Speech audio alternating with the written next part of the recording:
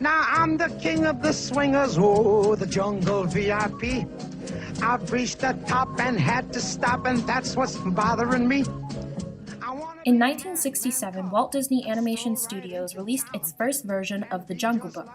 This film was based on Rudyard Kipling's book Mowgli, which features a boy named Mowgli who was raised in the wilderness by a pack of wolves. The wolf pack already paints a picture of a hierarchical system. In pack terms, the alpha is the head of the pack, which in this case is the alpha male wolf Akela.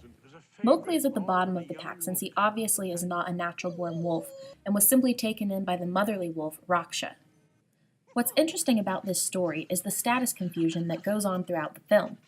Mowgli is only a young boy and doesn't realize his full potential as a human. But I don't know how to make fire. So this also leaves him very defenseless against the predatory animals that the jungle is ridden with. Shere Khan happens to be one of those predatory animals, and he has a specific vendetta to kill young Mowgli. So the premise of the story is a search for value and that sense of belonging. Mowgli meets a series of animals who all have their own predetermined beliefs, stereotypical ideas, and personal prejudice against his kind. The peculiar thing is that Mowgli has no idea where these predetermined opinions of his kind come from, since he really has no idea of what he is. In 2016, Disney re-adapted the film in live action. The premise of the story remains predominantly the same.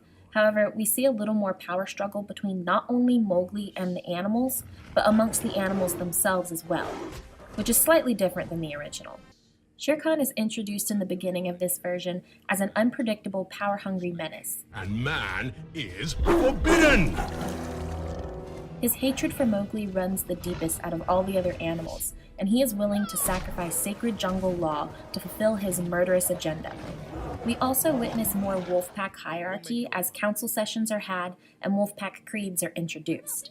In the new version, we watch most of the animals cower in fear of Shere Khan, and very few stand up against him. Overall, both versions remain the same in that Mowgli embarks on a quest to determine where he belongs in a world that is full of labels. You will always be my son.